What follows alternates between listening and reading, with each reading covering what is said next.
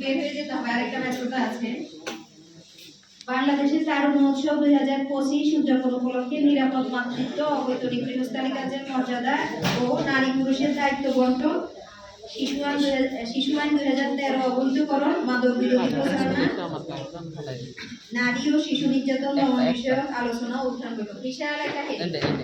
আমি যেটা বুঝলাম যে অবৈতনিক গৃহস্থালী কাজের মর্যাদা বলতে বছর খানিক আগে, বছর দুয়েক আগে প্রথম আলোতে একটা আসছে যে নারীরা যে এত কর্মঘণ্টার কাজের পারিশ্রমিক হচ্ছে এইটা।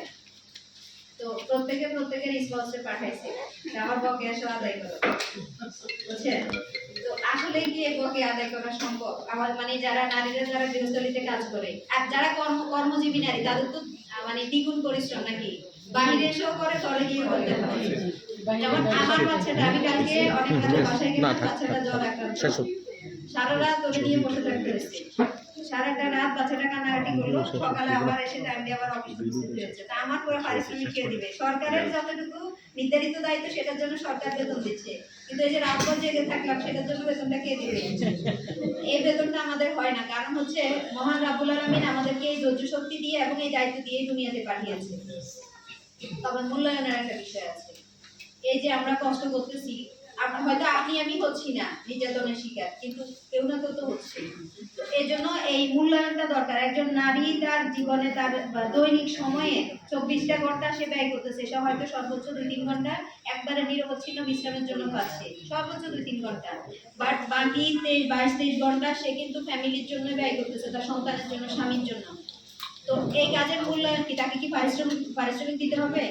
পারিশ্রমিক না, তাকে তার সাথে সুন্দর ব্যবহার, তাকে একটু সম্মান দেয়া, এটাই হচ্ছে তার কাজের মূল্যায়ন। কিন্তু এই কাজের মূল্যায়নটা আমরা প্রত্যেকেই পাচ্ছি না। আমরা যারা কর্মজীবী নারী, আমাদের ওরা শক্ত, আমরা একটু শক্ত করে কথা বলতে পারি, যাওয়ার একটা ধমক দিয়ে দেয় না, এই ধমকটা আবার হজমও করে। কেন করে? মাস শেষে আপনি তো একটা বেতন পান, সেই লোভে ধমকটা হজম করে। কিন্তু যিনি বাহিরে আসে না, কর্মক্ষেত্রে যায় না, তার তো এই ধমক দেওয়ার সুযোগ থাকে না। এই ধমকের পরে কি হয়? তার উপরে শারীরিক নির্যাতন। প্রতিদিন আমরা ফেসবুক বলেন, সোশ্যাল মিডিয়া বলেন, পত্রিকায় বলেন, আমরা নির্যাতনের বহু চিত্র দেখি।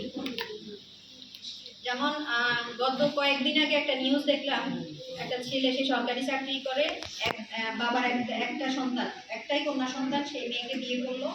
বিয়ে করার 1 মাসের মধ্যে হচ্ছে তার উপর অত্যাচার শুরু হয়েছে, বাবার কাছ থেকে, মেয়ের বাবার কাছ থেকে সে ফ্ল্যাট চাচ্ছে। এটা তো নিত্যকার ঘটনা, সবাই এই নির্যাতনের শিকার হচ্ছে। আবার আমরাও হয়তো বিভিন্নভাবে নির্যাতিত হচ্ছি, হয়তো স্বামী কর্তৃক হচ্ছি না, শ্বশুর শাশুড়ি কর্তৃক হচ্ছি না, কিন্তু আমরা মহিলারা বিভিন্ন ক্ষেত্রে নির্যাতিত হচ্ছি।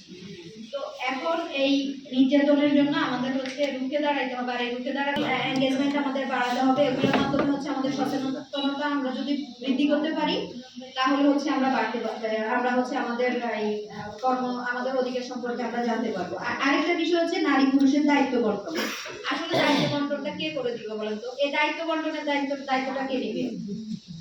এটা কি কেউ নিবে?